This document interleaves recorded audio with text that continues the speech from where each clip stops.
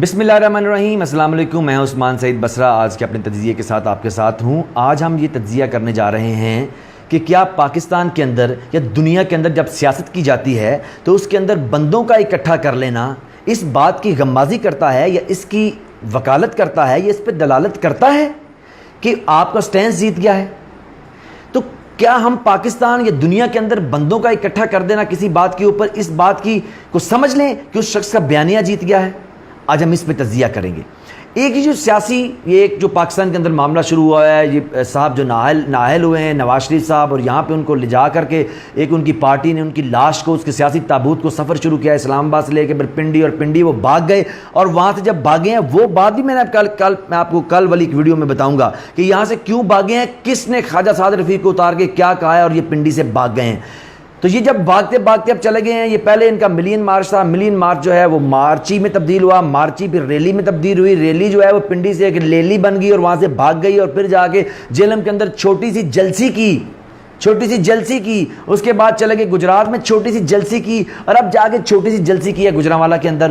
تو میں مریم نواز شریف آپ کو اور نواز شریف آپ سے سوال کرنا چاہ رہا ہوں، کیا آپ یہ سمجھ رہے ہیں احمقوں کی جنت میں رہ کے کہ جو یہ آپ نے تھوڑے سے بندے اکٹھے کر لیے ہیں اور تو آپ کا نیریٹو جیت گیا ہے؟ اب پاکستان کی عدالتوں کے خلاف، پاکستان کے اداروں کے خلاف جو آپ نے جنگ شروع کر رکھی ہے، لوگوں کو اکسانے کا، ان کو انسائٹ کرنے کا، اور ان کے جذبات کو ابھارنے کا، پاکستان کے اداروں کے خلاف جو آپ نے مشن شروع کیا ہے، کامیاب ہو گیا؟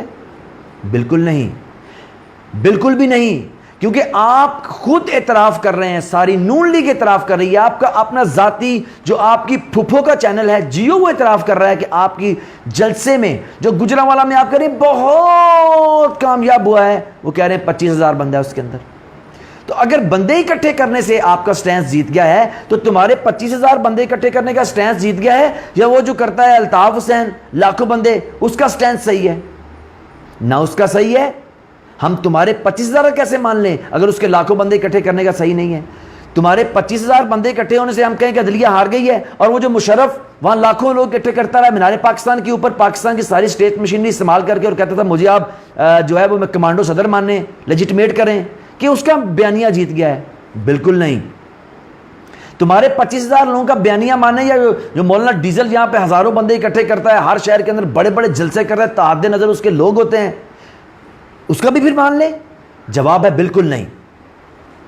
پھر ہم گجرانوالہ کی بات کر لیتے ہیں۔ گجرانوالہ میں ایک شخص ہے جس کا نام ننو گرایا، گجرانوالہ کا موسٹ ہینیس، پاکستان کی ہسٹری کا موسٹ ہینیس کرمنل ننو گرایا، جو ایکسٹورشن، بھتہ، قتل، کرائے کا قاتل، قبضہ گروپ مشہور تھا۔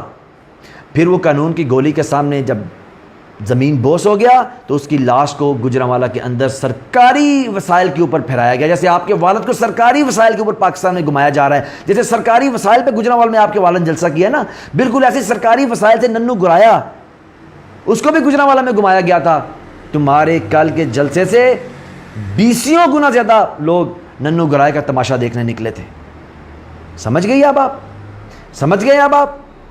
تو بندے اکٹھے تو ننو گرائے کے جنازے پہ بھی ہو جاتے ہیں، ننو گرائے کا تماشا دیکھنے بھی آ جاتے ہیں، بندے تو الطاف حسین بھی اکٹھے کر لیتا ہے، بندے تو مولانا فضل الرحمان نے بھی اکٹھے کر کے دکھائے ہیں، بندے تو مشرف بھی اکٹھے کرتا رہا ہے، لیکن جیتے گا بیانیہ، جیتے گا نیریٹو، جیتے گی وہ سوچ۔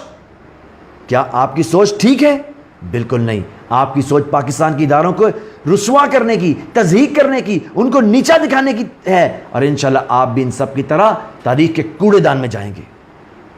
تمہارے والد سے مریم لاکھوں گنا زیادہ لوگ اکٹھے کرتا تھا ہٹلر، جو نشان عبرت ہے لوگوں کے لیے، اور اس کا بیانیہ بھی ہار گیا تھا۔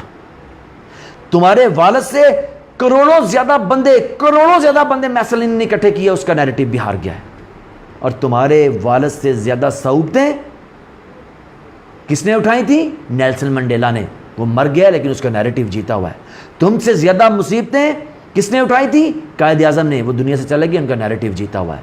تم سے زیادہ مشکل میں سیاست عمران خان نے کی ہے، ساری اسٹیٹ مشینری کے خلاف کھڑے ہو کے اس کا نیریٹو بھی جیت گیا ہے۔ کیوں؟ کہ لوگ اس کے ساتھ کھڑے ہوتے ہیں جو حق اور سچ کی بات کرتا ہے۔ تمہارے والد